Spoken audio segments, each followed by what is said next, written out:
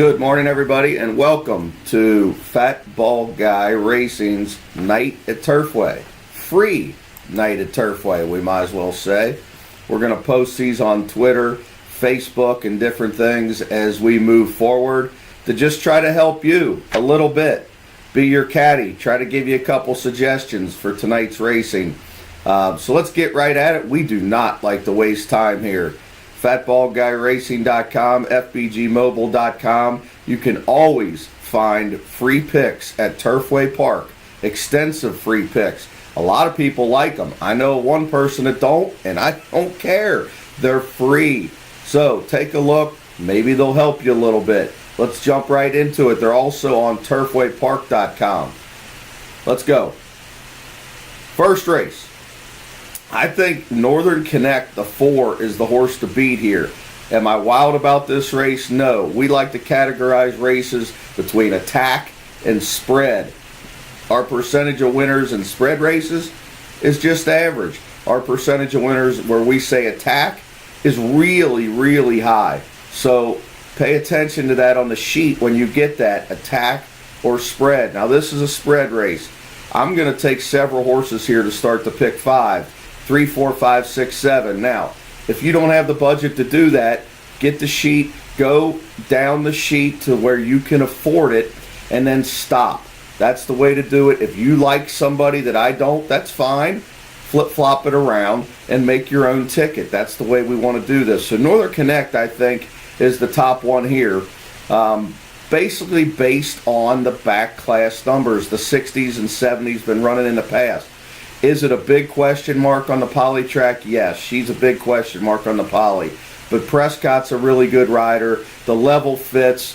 Shipping in from Churchill and Keeneland. We're in a very competitive race at Churchill. I think the 4, Northern Connect, at 3-1, is the horse to beat in here. Now, Will and Grace has a big chance, I think. Has never run a race fast enough. But when you get 8 or 10-1 on the 5 horse here, I think you got to take a long look. Now, if you can't afford to put her in, I get it. But I just think she'll get a good trip with Prentice. Coming off the layoff, maybe she'll improve a little bit. But, at Turfway, you got to take some flyers. We all know that. There's some price horses that win, and you scratch your head and go, how? So, this might be one of them. The 6, Rainwalker, I think, has a chance off a little bit of a layoff. Now, this one does have some back class numbers that can win this race. The 70s, back in 2008 at the fairgrounds in February and January, she's got those races. Now, what's happened to her lately, I'm really not sure. Miss Discreet is probably going to go favored, I would think. I'm not too wild about her, but, she can win, and I think you probably need to put her in your exotics and stuff. And Alta Rita is the morning line favorite, who we didn't pick and we don't even have in the top 3. Now, why she's 5-2, I'm really not sure. I think it's because of her last 2 races. They see class. But when you go back, she ran for 4 at Belterra and couldn't win. She ran for 5 at Belterra and didn't win. So you get De Leon, who I'm not wild about. I think he needs to heat up a little bit. He's been struggling. So I like Chip a lot, the trainer, but not a great post, bad price, no back class. I don't see the 3, but I understand if you take them in the pick 5s, and that's why we put them in, because we want to make sure you're making your own decisions on taking out some of these shorter price horses. That's up to you to make those decisions. I don't know your budgets. Everybody's got different budgets, and when you're talking to 500 to 1,000 people, you got so many extreme budgets. I'm not sure, what you have and what you don't. So, second race, Let It Go Indigo is my top pick. Why? Well, let's take a look at Let It Go Indigo. Shipping in from Churchill, where he just got beat a neck. I really like that race. Get Mo Franklin, who's a really good rider for Turfway Park. You get a perfect post, second off the layoff, good trainer, and the highest figure in the field. So at 4-1, I think Let It Go Indigo to 6 is a major horse in here. Do I trust him? No. But you got some options in here. Do you just take 1 or 2 horses to get through the pick 5, or do you want to spread? I'm electing the spread only because I like a couple horses later. Now, if you like one of these better, then go ahead and either single or just take 1 or 2 in here. But let it go Indigo, the 6 at 4-1. That mile race just jumps off the page at me at Churchill, so I'm going to go with him. And then By the Bye. Why By the Bye is the next choice? The Straight Maiden jumps off the page. When I see Straight Maiden dropping to 30,000 at Turfway, Straight Maiden to 30,000, that's a big drop. So I like second start horses. Everybody knows that. I love horses with 1 start under their belt. This one could really improve. The trainer, the rider, I get it. They're question marks. But the 7 would be my second horse in here. And then the 2, Soulmate, the first-time starter for WW here, Wesley Ward, is probably the other horse. I don't have any information. The Escondera, and Escondera did win the other day. Kitten's Joy Mare really does help this one with the poly track, I think. People know I'm not that into breeding at Turfway Park, for example, just because it's a different level.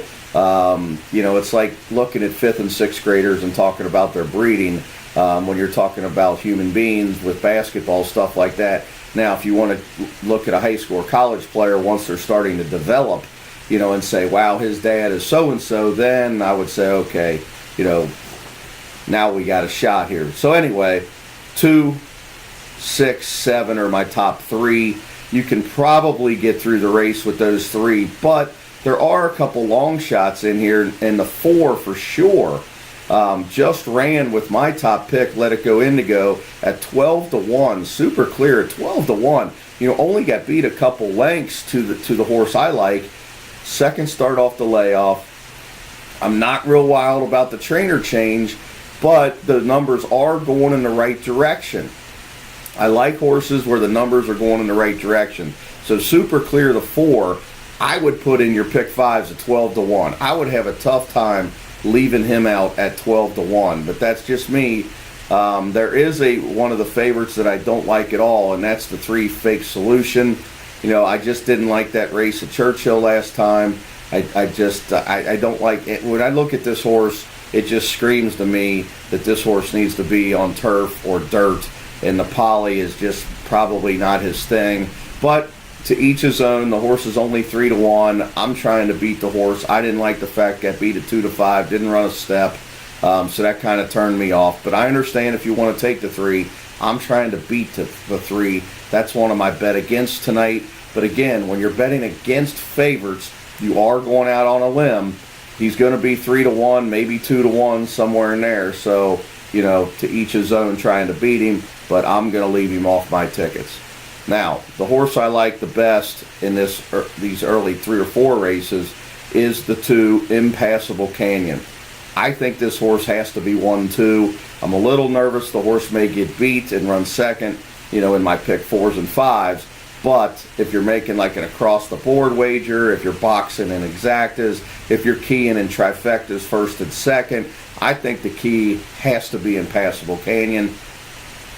I like all those races at Indiana Downs, even though he's not winning because they're at a higher class level.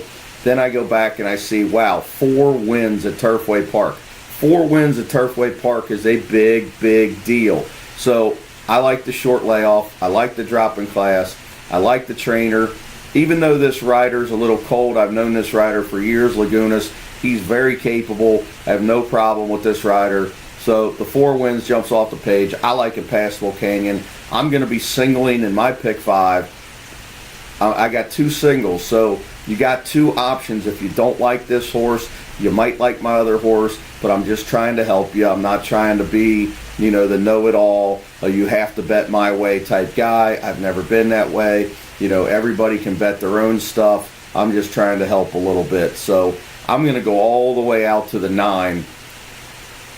Vela del Lago. People that have never seen me before know I could care less about names of horses. I struggle with names of horses, and I think it's funny. So the people that normally watch me think it's funny as I struggle to pronounce names. We all think I'm a math guy. That just is what it is. I'm not trying to hide anything. So the 9.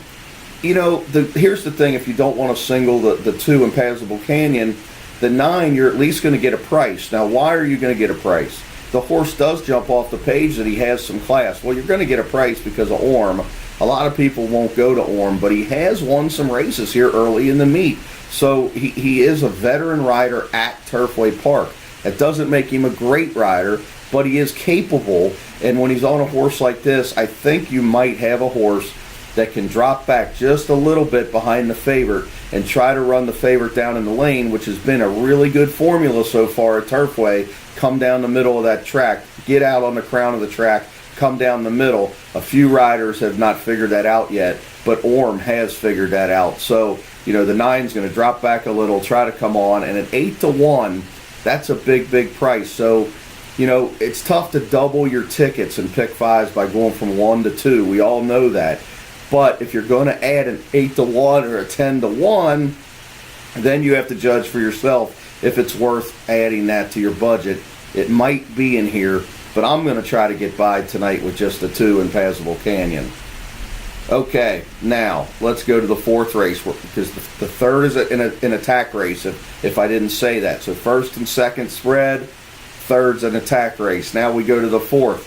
I think this is an extreme spread race where you just got to try to get through it. I mean, you could stab any horse that could pop through your eyes and say, boy, I like that one, then take them, because I'm not wild about either favorite in here.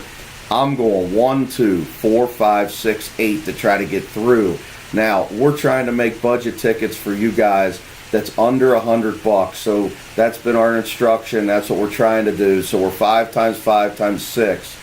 Divided by 2, where it's $75 for a pick 5. I'd say that's a pretty reasonable budget for even smaller players, because the way we play, you can look at that $75 ticket and then take one out here, one out there, and get to your budget. So if your budget's $30, you really don't have to dismantle our ticket that bad. Just take out 1 or 2 where you don't really like them, and you can get to your budget and still bet a very similar ticket than what we're betting. So the 1, Freeland, everybody knows I don't really like the rail, but the horse has run some very good races. The 10,000s and 20,000s and non-winners of 2s and 3s life at Indiana. Those are decent races, so maybe he can drop back and come around. J-Dub is one of the favorites. Now, I know J-Dub. I've bet on this horse before. I've followed this horse. He's going to run early, and he's going to stop. And that's what I think, and that's why I don't like him very much. So that would be one if you're trying to cut the ticket down and you don't want to just completely throw the favorite out. And I know there's some people that really like to do that. There's other people that don't like to do that because they get nervous, and it's completely up to you. This would be one I would look to pitch. I really would. I would look to pitch if I was a smaller player and I was trying to get to maybe a $30 or $40 budget. The 4, North Elkhorn, I think's got a chance. Has a little bit of back class, taking the blinkers back off. He didn't like them last time. And here's a key when you're looking at some long shots here. Has a win at Turfway Park. You go back and look at the chart last March, this horse run a really big buyer number at Turfway Park. So North Elkhorn would have to be on my ticket. So these next 4 I got to put on my ticket. North Elkhorn's the 4, and then we get to the 5, which is the Gomper. You're going to probably get 4 or 5 to 1 on the Gomper. Why does he have to be on your ticket? Well, he may have 3 legs. He may be okay, but all I know is Maker sometimes can get him back into the groove after these wild layoffs and wild drops. So I want the Gomper. Rodney Prescott's one of the better riders here. You get Mike Maker, you get a decent post, and you're going to get a decent price. He's not going to be a big favorite. So somewhere around 4 to 1. Might as well toss him in. Now the 6 is my top horse, Callendave. Why do I like Callendave the best? I love 3rd off the layoff. I just like the fact that the numbers are going in the right way. 58, 49, then back to 60. Maybe he jumps forward again. And the fact that he ran a 60 number out of the 12 hole at Churchill at 40 to 1 tells me he was really in a race that he wasn't supposed to compete in. He run a really, really good 3rd. Maybe the horse is just feeling good. I like the fact that McKee takes them out. Very good rider. I like the back class. Callendave the 6 at I believe 6 to 1. It says on here maybe 8 to 1. My eyes don't focus very good. So you're going to get 6, 7, 8 to 1 probably till we give this horse out. But Calendave would be my top pick. And then the 8, Kiss My Note, I wouldn't want to leave out. So it's a spread race, and I understand your budget people, but try to take the top ones at least, the 4, 5, 6, and 8 to get through here. I'm not an exacta and trifecta player, but this might be a decent race to bet exactas or trifectas because our top pick is going to be a really nice price. The Kiss My Note, second off the layoff, gets Prentice, good post, good class numbers. I think Kiss My Note's going to run good. 5 to 1 is a very generous price, I think, on that one. So now we get to my best bet of the night. And notice we're betting pick 4s and 5s because I hate giving out horses like this. But when you go and you handicap races without odds, and then they put the odds on the next day and you see it, you just cringe because you're like, daggone it, I was hoping we wouldn't have to deal with this. But when you go up and down the chart, what are you going to do here? The 2 can't win, the 3 can't win, the 4 can't win, the 1 has a little bit of a chance, and the 1 Talk Game would be the only horse that could possibly upset our top choice. You know, blinkers on, Rodney Prescott, but off the layoff from the Keeneland race where he didn't run a step at 50 to 1. The numbers are okay that maybe the horse could wake up, but the 5 can't win, probably bad trainer, not wild about the rider, the works are no good. The 6 doesn't look any good, 5,000 couldn't win, bad, I'm grasping at straws to find another horse besides the favorite. I just don't know how you get around the favorite in here. So let's just get to the favorite, Lucy's Town. Already has a trip over the track. Had the dreaded 1 hole going 6.5 last time. Everybody knows how bad that is. That is just really, really bad. Ran huge anyway. Broke second. Was down in there, bogged in on the rail the whole way around. Finally was able to run a little bit in the lane. Only got beat 3 lengths for 15,000. This is for 7,500. So I now you get the 9 hole. You get your rider back. You got a trip over the track. You're dropping halfway in class. You've got the highest figures in the field. How does Lucy's Town get beat? I don't know how you take a pick 5 or a pick 4 and don't have Lucy's Town. If you don't like the single, I understand. Maybe go to the 1, maybe the 6, maybe the 8. I don't really know how to help you other than Lucy's Town in there. So I'm just going to single to Lucy's Town. So if I can get my 2 singles home, I will be more than golden in the early pick 5. Obviously, you're not going to be able to bet on this horse. That the horse is probably going to go off in the 2 to 5 area, and I just don't know how to get around that. And you're also starting a late pick 4 with her. But what am I? I don't write the races, guys. All I can do is handicap what's in front of me. 6th race, I think, is a spread race. I think you've got to take and look at the 3 Data Star and the 7 Talala, the 2 favorites. But I don't think they have to win. I think there's a couple other horses in here in the entry, the 1 entry, and the 4, both 1-star horses that are going to be big prices, 12 to 1 and 8 to 1. Now, am I telling you to throw the favorites out in here? No, they don't look bad, but I just think there's some other options to add into your pick 4s and try to catch, as I like to say, the poly long shot, the Turfway long shot of the night. They happen every night, so you got to kind of dig and stab and try to figure out where you might be able to get that. And I think the 1 Miss Right Now or the 4 Templeton could be that horse. 1 start at Churchill, showed some speed on Miss Right Now. 1 start at Prairie Meadow for the 4, ran a decent even race, come back with a decent number.